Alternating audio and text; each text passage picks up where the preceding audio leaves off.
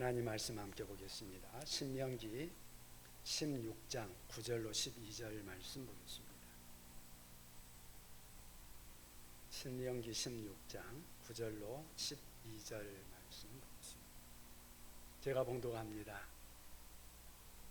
7주를 셀지니 곡식의 낫을 대는 첫날부터 7주를 세어 네 하나님 여호와 앞에 7일째를 지키되 내 하나님 여호와께서 내게 복을 주신 대로 내 힘을 헤아려 자원하는 예물을 드리고 너와 네 자녀와 노비와 네 성중에 있는 레위인과 및 너희 중에 있는 객과 고아와 과부가 함께 내 하나님 여호와께서 자기의 이름을 두시려고 택하신 곳에서 내 하나님 여호와 앞에서 즐거워할지니라. 너는 애굽에서 종 되었던 것을 기억하고 이 규례를 지켜 행할지니라. 아멘. 오늘은 신명기 16장 9절로 12절 말씀을 중심으로 해서 넘치는 감사와 축복이라는 제목으로 함께 말씀을 나누고자 합니다. 어느 날 아버지와 아들이 말을 타고 가다가 산길을 헤매고 있었습니다. 그러다가 헤어져서 아버지는 아들을 찾아 아들은 아버지를 찾아 몇십 킬로를 헤매다가 마침내 산 중턱에서 서로 만나게 되었습니다. 서로 만나자마자 이구동성으로 너무너무 감사합니다. 하나님 감사합니다. 아버지가 아들에게 야, 뭐 때문에 이렇게 감사하냐? 그러니까 아들이 하는 말, 아버지를 찾아 헤매는 동안에 말이 3번이나 넘어졌는데 한 번도 안 다쳤습니다. 그러니 얼마나 감사합니까? 그러면서 아들이 아버지한테 그러면 아버지는 뭐가 감사합니까? 그러니까 나는 한 번도 넘어지지 않았다. 너무 감사하지 않냐? 사실 아들은 이렇게 말할 수 있지 않습니까? 짜증을 내면서 아버지 이 말 처분해야 되겠어요. 글쎄 3번씩이나 넘어졌잖아요. 형편없어요. 그럴 수 있잖아요. 아버지도 마찬가지로 한 번도 넘어지지 않은 것에 대해서 당연하게 여기고 전혀 감동 없이 무감각하게 지나갈 수 있는 거 아니겠습니까? 그런데 아버지와 아들은 서로를 보면서 감사했다는 거죠. 여기에서 우리가 뭘 생각할 수 있을까요? 감사라는 것은 환경에서 비롯된다기보다는 어떤 성향, 그 마음에서부터 비롯된다는 것, 그것이 훨씬 많다는 거죠. 한번 생각해 보십시오. 엉덩이에 종기가 있는 사람이 편안한 의자를 주면 거기에 앉으면 안 아플까요? 엉덩이 있으면 엉덩이에 종기 있는 사람은 아무리 편한 의자를 줘도 아플 수밖에 없죠. 그런데 건강한 사람은 어떤 의자라도 의자에 앉으면 편안하죠. 마찬가지입니다. 우리 내면에 불편 성향이 있는 그런 종기 같은 그러한 성향이 있는 그런 사람들은 어떤 형편에 놓여도 불평하게 되어 있습니다. 햇빛이 쨍쨍 내리쬐면 왜 비는 안 주냐고 그러고, 비가 많이 오면 왜 햇빛은 안 주냐고 그러고, 해와 비를 번갈아 주면 왜 이놈의 날씨는 이렇게 변덕스럽냐고 그러고. 그런 사람들은 참 감당하기 힘들죠. 그런데요, 감사할 줄 아는 사람들은 어떤 형편 속에서도 감사거리를 찾아서 감사하게 된다는 거죠. 이런 사람이 행복한 사람이요, 이런 사람이 함께 있는 그 공동체는 평안하고 기쁨이 있겠죠. 하나님께서 하나님의 백성들, 이스라엘 백성들에게 가르치고자 하는 가장 중요한 덕목이 감사였던 것이죠. 그래서 1년에 3차례씩 너희는 하나님 앞에서 절기를 지키면서 하나님 앞에 나와라고 그랬습니다. 6월절을 지키면서 애굽에서 종살이했던 그곳에서 너희를 구출해 주셨던 해방시킨 그날을 감사하라. 초막절을 지키면서 광야 생활을 했던 그 날들을, 척박했던 그 날들을 기억하며 감사해라. 맥주절을 지키면서 첫 열매를 우리 하나님 앞에 감사하라. 그 어느 것도 당연한 것으로 여기지 말고 감사하는 삶을 살아라는 것이죠. 감사하는 인생이 행복 인생이고 하나님을 기뻐하는, 하나님께서 기뻐하시는 그러한 인생이라는 것을 기억하게 하신 것입니다. 그래서 오늘 우리가 읽은 이 본문은 맥주절에 관한 그러한 말씀이죠. 이 본문을 보면서 우리가 함께 생각할 것은 무엇인가? 우리가 하나님 앞에서 감사 생활을 하되 어떤 감사 생활을 해야 하는가 하는 것을 함께 생각을 해보기를 원합니다. 내 마음에는 감사가 있는가? 나는 어떻게 감사 생활을 해야 할 것인가? 함께 생각해 볼 수 있기를 바랍니다. 첫째는 감사를 표현하라는 것입니다.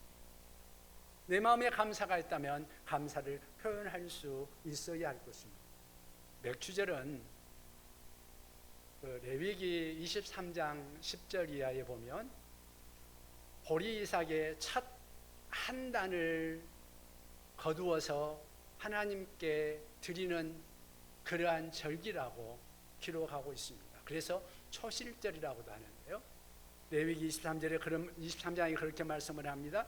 너희는 내가 너희에게 주는 땅에 들어가서 너희의 곡식을 거둘 때에 너희의 곡물의 천 이삭 한 단을 제사장에게로 가져갈 것이요 제사장은 너희를 위하여 그 단을 여호와 앞에 기쁘게 받으심이 되도록 흔들어 드리라고 말씀합니다.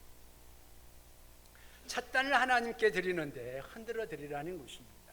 농부가 땀을 흘려서 밭을 갈고 씨를 뿌리고 김을 메고 그래서 마침내 첫 수확을 거둘 때에 기분이 어떻습니까?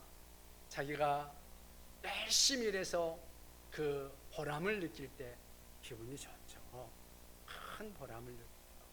그런데 첫 단을 거둘 때에 꼭 기억해야 될 것이 있다. 그게 뭐냐? 그것을 얻을 수 있도록 송자를 주신 하나님께 감사하는 것이죠. 그리고 땅을 주시고 흙을 주시고 그래서 농사를 짓도록 햇빛과 단비를 내려주신 그 하나님, 생명을 주시고 건강을 주시고 지혜와 능력을 주신 그 하나님에 대하여서 감사할 수 있는 마음을 가져야 한다는 것이죠. 자칫 당연한 것으로 여길 수 있는데 그냥 무감각하게 당연히 모든 것들이 다 그렇게 되는 것으로 생각하고 그냥 그렇게 지나갈 수 있는데 우리 하나님께서는 그런 것을 잊어버리지 말라고 말씀하고 있는 것입니다. 그 모든 것들을 하나님이 주셨다고 말씀하고 있습니다. 그래서 가장 귀한 첫 단을 흔들어서 하나님께 드려야 한다. 처음 얻은 그것을 하나님이 주신 것이라고 인정하고 그분께 감사하며 하나님 앞에 드릴 수 있어야 한다고 말씀하고 있는 것입니다. 이렇게 첫 단을 흔들어서 하나님께 드리는 것은 하나님을 인정하는 것이고 하나님을 기억하는 것이고 하나님이 베푸신 은혜에 감사하는 실제적인 신앙 고백이 되는 것이죠. 어떤 사람은 이렇게 생각할 수 있습니다. 꼭 드려야만 하냐? 뭐 마음으로만 감사해도 되지 않느냐? 내가 내 입으로 그냥 하나님 감사합니다 그렇게 하면 되지 않느냐? 예, 맞는 말인 것 같지만 사실은 하나님 말씀의 기준으로 놓고 보면 맞지 않습니다. 여러분, 어떤 비싼 물건을 사서 선물을 주기 위해서 정성껏 잘 포장까지 해놓고 그것을 전달해 주지 않는다면 그게 감사 표시가 되겠습니까? 부모님을 공경한다고 말을 하면서도 전화 한 통화도 안 하고 용돈도 드리지 않고 생신에도 찾아뵙지 않는다면 그것이 부모를 공경하는 것이겠습니까? 행함이 따르지 않는 믿음, 그것이 진짜 믿음이 아니라고 성경은 말씀하고 있죠. 표현하지 않는 감사, 그것은 진짜 감사가 되지 못한다는 것입니다. 표현하는 감사, 그것을 우리 하나님이 받으십니다. 그러면 하나님이 왜 감사를 표현하라고 하셨을까? 하나님이 없어서 그럴까요? 여러분, 우리 하나님께서 이 모든 천지 만물을 다 만드셨습니다. 그러니까 이 세상 모든 만물이 다 하나님 거예요. 하늘도 땅도 다 하나님 건데, 그런데 왜 하나님께서 우리에게 그걸 주시고 감사하라고 또 했을까요? 이거는 중요한 의미가 있습니다. 우리가 하나님 앞에 감사를 표현함으로써 하나님과 우리와의 교제가 이루어지는 것이고 축복의 통로가 열리는 것이요, 하나님께서 그 감사를 받으시고 지속적으로 계속적으로 우리에게 은혜와 복을 주시고자 하는 그러한 우리 하나님의 뜻이 그 안에 있는 것이죠. 축복의 통로를 만들자는 것입니다. 막힌 축복의 통로를 뚫고 작은 축복의 통로를 크게 하자는 것입니다. 여러분, 어린아이들에게 우리가 아이들 키우면서 구두 닦으라고도 시키기도 하고 조그만 심부름도 시키기도 하고 그러잖아요. 뭐 하려고요? 애들에게 그런 것을 시키면서 용돈도 주고 애한테 좀 뭔가 조금 해주고 싶어가지고 교육적인 측면에서 그런 것들을 하잖아요. 우리가 하나님께 감사를 표현하는 것도 마찬가지죠. 축복의 통로를, 우리의 삶의 자세에 대한 훈련을 우리 하나님께서 하시고자 하는 것이죠. 여러분의 축복의 통로를 한번 살펴보시기 바랍니다. 여러분들에게는 축복의 통로가 활짝 열려 있습니까? 아니면 막혀 있습니까? 그걸 어떻게 알 수 있을까요? 그건 어떤 분이 그렇게 말합니다. 감사의 통로가 막혀 있으면 축복의 통로가 막혀 있는 것이요, 감사의 통로가 작으면 축복의 통로도 작은 거다, 그렇게 말을 합니다. 여러분, 우리가 하나님 앞에 받은 축복, 그 찬이삭, 그것을 드리는 마음으로 우리 하나님 앞에 감사를 표현할 때, 그때 우리 하나님께서 우리에게 큰 은혜를 베풀어 주시는 것입니다. 감사를 표현하는데도 두 가지 원칙이 있는데요, 하나는 비례의 원칙이 있고 또 하나는 자원하는 원칙이 있습니다. 우리 10절을 같이 한번 읽어볼까요? 10절 다 같이 읽어보겠습니다. 내 하나님 여호와 앞에 7절을 지키되 내 하나님 여호와께서 내게 복을 주신 대로 내 힘을 헤아려 자원하는 예물을 드리고. 아멘. 여기에 보면 내 하나님 여호와께서 내게 복을 주신 대로 그랬습니다. 그것은 비례의 원칙입니다. 그 다음에 자원하는 예물을 드리고 그랬습니다. 이것은 자원의 원칙입니다. 예물을 드릴 때는 그렇게 해라는 것입니다. 예수님께서 한 과부의 두렵돈에 대해서 말씀하시죠. 거기에 보면 한 과부가 다른 사람들은 많은 돈을 내는데, 헌금을 많이 내는데 한 과부가 두렵돈을 헌금통에 넣습니다. 그것을 보면서 우리 예수님께서 가장 많이 했다 그렇게 했습니다. 비례로 보면 사실은 두렵돈, 그것은 그 많은 사람들이 헌금한 것 중에 가장 적은 돈일 것입니다. 그런데 비례의 원칙으로 보면 그 두렵돈은 이 과부의 생활비 전부였다고 성경은 말하고 있습니다. 생활비 전부를 드렸으니까 어쩌면 부자들이 드린 그 많은 돈보다도 더 많은 돈을 바친 거죠. 또 자원하는 예물을 드리라, 그 말은 고린도후서 9장 7절에 보면 이런 말씀이 나옵니다. 각각 그 마음에 정한 대로 할 것이요 인색함으로나 억지로 하지 말지니 하나님은 즐겨내는 자를 사랑하시느니라 그랬습니다. 자원의 원칙이죠. 자원에서 기쁨으로 즐겁게 드릴 때 하나님은 기쁘시게 받으신다는 것입니다. 뭐 어떤 사람은 이런 말을 할 수 있습니다. 나는 받은 복이 없는데 뭘 드리라고 그러는 것이냐? 여러분, 정말 받은 복이 없을까요? 사실 생각해 보면 우리가 받은 복이 얼마나 많이 있습니까? 여러분, 이 세상이 수많은 사람들 중에서 하나님께서 특별히 우리를 기억해서 자녀 삼아 주신 것, 우리를 구원해 주신 것, 그리스도의 보혈로서 우리를 씻어 주신 것, 그것이 얼마나 큰 복입니까? 복음을 깨달아서 우리 하나님의 은혜를 입고 그 안에서 살아갈 수 있게 된 것, 우리의 삶 속에 우리 하나님께서 낱낱이 살피시고 우리 가운데서 섭리하시며 모든 것을 합력하여 선을 이루시도록 우리에게 늘 함께 하시는 그러한 은혜들, 거저 주시는 하나님의 풍성한 은혜를 노래하는 우리의 찬송하는 복, 또한 성령을 우리에게 보내주시고 우리의 삶 속에서 늘 우리와 함께 하시고 우리에게 생각나게 하시고 우리를 가르쳐 주시고 우리를 진리 가운데로 인도하시는 그러한 은혜의 복들, 여러분, 지금 우리가 하나님 앞에 받은 것들이 얼마나 많이 있습니까? 여러분, 내가 가지고 있는 것 중에서 받지 않은 것이 무엇이 있습니까?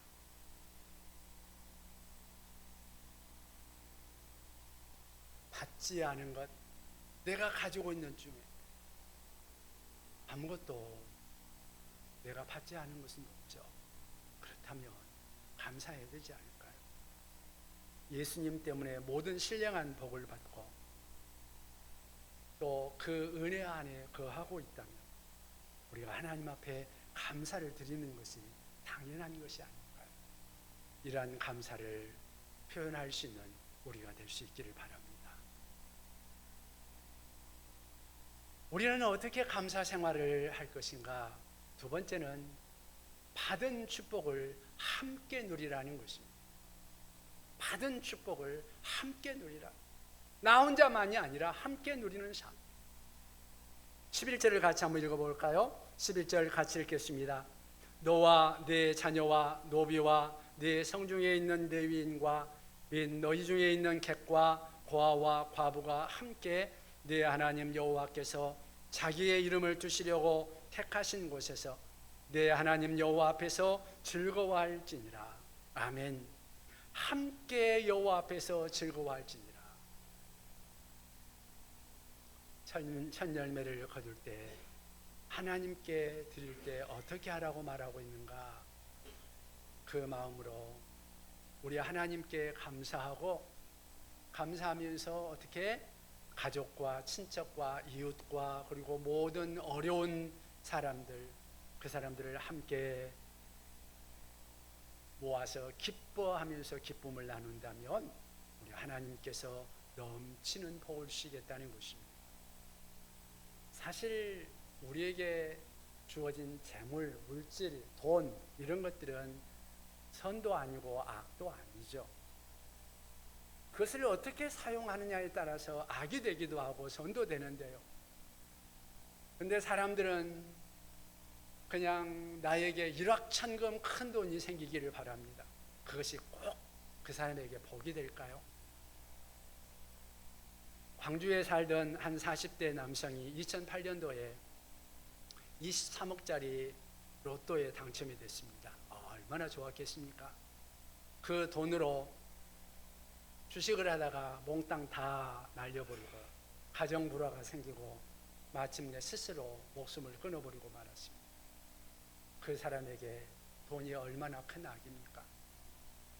여러분, 물질이 아무리 많아도 그것을 탐욕으로 쓴다면 그 물질은 도리어 근심거리가 되고 나를 파괴하고 가정까지 파괴하는 요물이 될 것입니다. 가진 재물이 있습니까? 많든 적든 그 소유권을 우리 하나님께 이양할 수 있기를 바랍니다.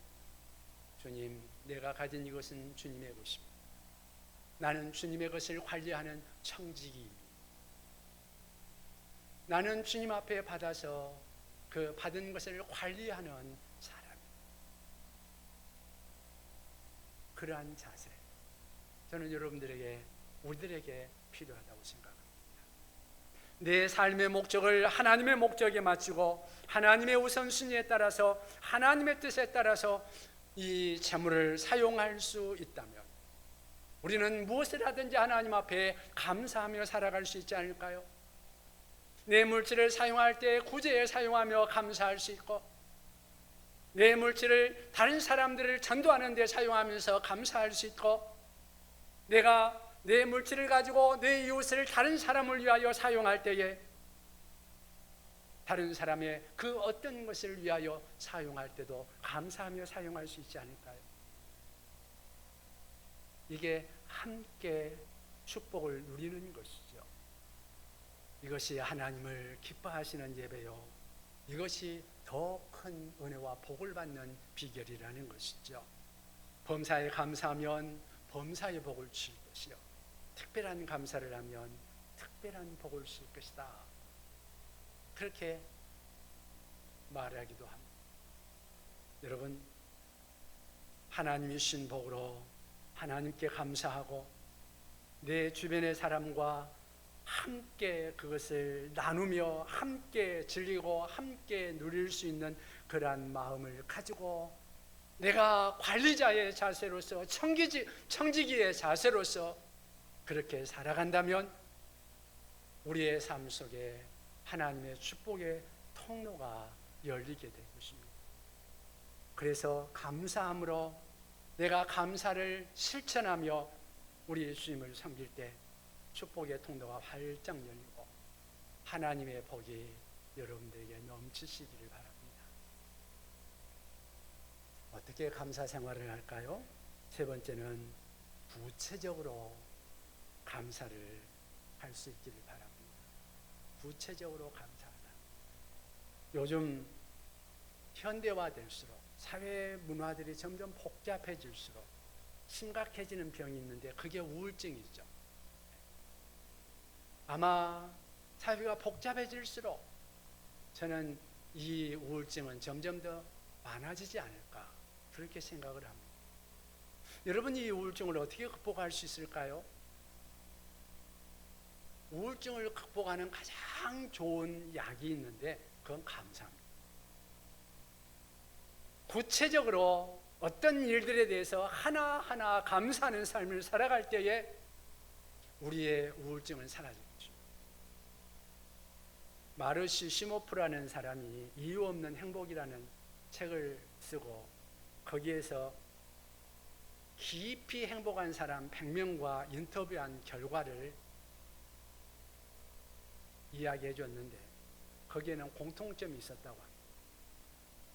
이들의 문제와 이들의 공통점이라는 것은 이 사람들에게 문제가 없었던 것이 아니라는 겁니다. 고통이 없는 사람들이 아니었다는 것입니다.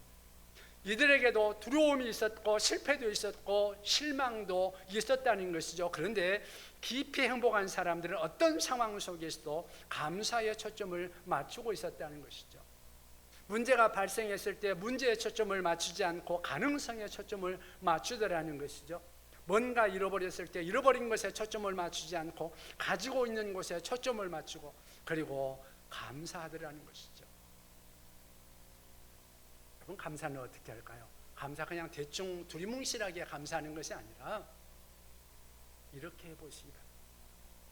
첫째는 감사의 목록을 구체적으로 작성하는 것입니다. 내가 구원받았지, 구원받은 것에 대해서 감사. 내가 가지고 있는 게 뭐지? 집에 TV가 있지, 냉장고가 있지, 세탁기가 있지, 그리고 건강도 있지. 그런 걸 적어보는 것. 오늘 내가 깨달은 것, 그걸 적어보는 거예요. 우리 아이가 했던 착한 일. 아이가 오늘은 반찬 투정 안 하고 밥을 잘 먹었구나. 그리고 오늘 내가 일찍 귀가할 수 있었구나. 이런 식으로 하나하나 감사할 거리를 찾으면 감사거리가 여러분의 삶 속에 여러분 있겠어요? 없겠어요? 없는 사람이 없겠죠. 넘치고도 넘칠 것입니다. 그걸 일일이 구체적으로 감사거리를 찾아서 감사해 보십니다. 두 번째는 감사거리를 생각하면서 내 입을 열어서 감사를 실제로 우리 하나님 앞에 고백해 보라는 것입니다. 뭔가 큰 것이 있어서 감사하는 것이 아닙니다. 작은 것, 그것을 가지고 감사하는 삶을 살으라고 말합니다. 좋은 여름날을 주신 것에 대해서 감사하고 산들바람을 주신 것에 대해서 감사하고 아름다운 미소를 주셔서 감사하고, 아이들이 학교에 무사히 다녀와서 감사하고, 감사할 것들을 찾아라는 것입니다. 제가 참 어려운 상황에 빠져서 낙심이 되던 때가 있었습니다. 그때 존경하는 목사님이 저에게 몇 번이고 하시던 말씀이 생각이 납니다. 감사하는 삶을 살아라는 거죠. 목사인데 감사가 잘 안 나오는데 그 목사님이 저한테 감사해라는 겁니다. 그러면서 감사거리를 찾아라. 그 목사님이 늘 감사 인생에 대해서 이야기했던 것이 기억이 납니다. 여러분 삶 속에 감사를 찾을 때 여러분의 삶의 생각이 바뀌게 될 것입니다. 삶이 바뀌게 될 것입니다. 세 번째는 머릿속을 늘 감사하는 생각으로 채우는 것입니다. 생각을 감사하는 것으로 채우는 거죠. 불평의 생각은 날숨으로 날려버리고 감사하는 생각을 들숨으로 들이마시는 것입니다. 여러분 사람들에게 문제가 발생하잖아요. 그러면 우리의 뇌는 앞문을 닫아버리고 뒷문을 활짝 연다고 합니다. 그때 뇌의 뒷문으로 세 가지 생각이 들어온다는데, 어디 한번 붙어볼까? 싸울 생각이 들기도 하고, 그 다음에는 붙어봐도 안 되면 도망갈 생각을 하고, 도망가려고 하는데 도망가는 것도 여의치 않으면 나는 아무것도 되는 없어. 그래서 자포자기하고 얼어붙을 생각을 한다는 것입니다. 그런데 이런 생각을 끌어들이면 내 생각은 점점 더 그렇게 고착되어 버리고 점점 더 굳어버리는 거죠. 심지어 좋은 날도 잘 되는 날에도 부정적이 되고 자기 파괴적인 생각만 하게 되고, 그래서 우울증이 생기고 인생이 낙이 없어지고 인생이 파괴되는 거죠. 그런데 여러분 뒷문이 열려 있을 때 싸우고 싶고 도망가고 싶고 얼어붙을 생각이 들어올 때 뇌의 뒷문을 잠그고 앞문을 얼른 열으라는 것입니다. 싸우고 도망가고 얼어붙을 생각을 과감하게 버리고 하나님의 뜻대로 감사하는 생각을 내 마음속에 받아들이는 거죠. 내 생각 속에 받아들이는 거죠. 그리고 감사하는 생각을 하는 것입니다. 우리 12절을 같이 한번 읽어볼까요? 12절을 같이 읽겠습니다. 너는 애굽에서 종되었던 것을 기억하고 이 규례를 지켜 행할지니라. 아멘. 애굽에서 종되었을 때 얼마나 비참했느냐. 그 소망 없던 나날들 그때를 기억해라. 그리고 지금에 대해서 구원받은 것에 대해서 거기에서 구원해 주신 우리 하나님께 지금 내가 구원받은 삶을 살아가고 있는 것에 대해서 감사하라. 함께 하시는 하나님께 소리 높여 감사하고 나를 향하신 놀라운 계획을 가지고 계시는 그 하나님 앞에 믿음으로 감사해라. 불평의 마음을 얼른 감사의 마음으로 바꿀 수 있는 여러분 될 수 있기를 바랍니다. 이 순간에 내가 감사할 수 있는 것이 무엇이 있을까 생각하면서 감사를 실천하면 감사가 점점 더 우리에게 많아지고 더 풍성해지지 않을까요? 감사를 자꾸 하다 보면 어느새 우리의 삶 속에, 우리의 마음에, 우리의 생각 속에 감사가 흘러넘치게 되는 거죠. 그리고 감사를 생활하면 하나님의 우리 속에 넘치는 힘과 능력을 부여하실 것입니다. 기쁨이 오고 주변 사람들과의 관계가 좋아지고 창조적인 생각들이 개발이 되고 마음은 평안해지고 행복해지는 그러한 은혜의 역사가 일어나게 되죠. 그러므로 여러분들 마음에 막혔던 것들을 다 해결하기를 원한다면 먼저 내 마음속에 우리 하나님을 향하여 열린 마음을 가지시고 감사의 마음을 가지시고 늘 감사를 실천해 보시기 바랍니다. 잘 안 될 때 억지로라도 실천해 보십시오. 저녁에 자기 전에 내가 오늘 하루 감사할 게 뭐가 있지? 아무거나도 좋으니까, 아주 적은 거라도 좋으니까 감사할 것이 있으면 적어보십시오. 하루에 3가지씩만 적어보면 날마다 감사할 것이 왜 그리 많은지. 컵에 물이 절반이 차 있을 때 컵에 절반밖에 물이 안 찬 겁니까? 절반이 있는 겁니까? 오히려 컵이 있는 것만으로 감사할 수 있는 여러분 될 수 있기를 바랍니다. 우리 하나님께서 우리의 마음의 창고에 감사를 채우시고 우리에게 우리 은혜의 창고에 은혜가 넘치는 그러한 축복의 통로가 여러분의 삶 속에 넘치게 되시길 바랍니다. 기도하십시다. 하나님 감사합니다.